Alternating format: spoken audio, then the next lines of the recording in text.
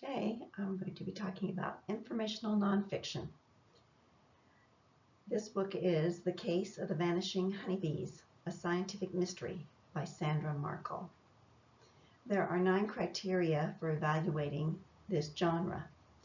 Number 1, accurate facts. Part of accurate facts is to evaluate the author. Sandra Markle is a former science teacher for elementary, a nationally known science education consultant, and has developed science specials for an award-winning internet-based education program for the National Science Foundation, as well as programs for CNN and CBS.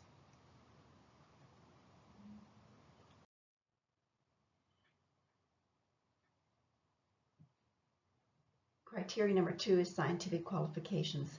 Inside the front cover, information about Sandra Markle is given, as well as her acknowledgement of multiple scientists and experts who share their expertise. And as previously stated, her credentials are on the first slide. Criteria number 3, organization. The information is presented in a logical manner and follows the process to the end. She has included organizational aids in the book, such as this table of contents, as well as a glossary and an index. Criteria number 4, believable. The information is presented without relying on talking insects or animals, although the bees are ever present via pictures. It's a mystery. On a warm day in October 2006, Dave Hackenberg went to check on his workers. Hackenberg is a beekeeper, and his workers are millions of honeybees. As he walked among a group of nearly 400 beehives, he expected to see the air full of bees. It wasn't. Criteria number 5, thought-provoking. The text invites children to explore their world, making scientific observations, and encourages analytical thinking. Worried, Hackenberg checked dozens more hives. He discovered they were nearly empty too. But there weren't any dead bees to be found inside the hives or on the ground around the hives.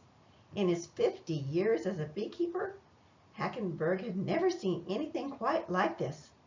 What had happened to all the bees? Criteria number 6, up to date. This book was published in 2014, so it's pretty up to date. If honeybees are in trouble, we're in trouble. These are some of the foods that we can enjoy thanks to the honeybees.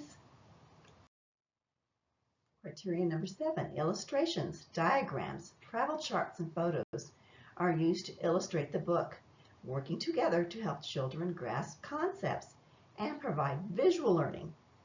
The illustrations clarify the text. Honeybees depend on plants, just as plants depend on bees. And here's a lovely illustration of an apple blossom and how it works. And you can see the little peak of an apple that results from the pollination. Criteria number 8, distinction, significance, perspective. The author presented all the relevant facts, distinguishing clearly between fact and hypothesis. What is killing the honeybees? Could it be a change of habitat? In many places, cities cover areas where there was once meadows full of wildflowers. Streets, parking lots, office buildings, shopping centers, and homes leave little room for plants. This is another way that honeybees have lost some of their sources of nectar and pollen. Number 9, interesting. The information is presented in a way that engages children's interests, making it a very powerful tool. Chunks of information are broken up into smaller bits with larger statements and examples to prove the point. The style of the book stimulates interest. The print is large font and there are lots of pictures to break up the text, such as this map. Could the honeybees be overworked? Scientists wondered if bees could be dying from being pushed to work year-round because they went from one coast down to the bottom of the United States, clear across to California, back to Florida, and then up the coast again. The bees never got a vacation. The Case of the Vanishing Honeybee, a scientific mystery, is one that I would highly recommend to children ages 9 to 12 who have a reading level of 4 to 6th graders. What will the future bring? Will the future be sweet? I hope you've enjoyed this informational book and that you want to read it. It's very fun reading, and I learned a lot about the honeybees and made me really appreciate what they do for our communities and the world.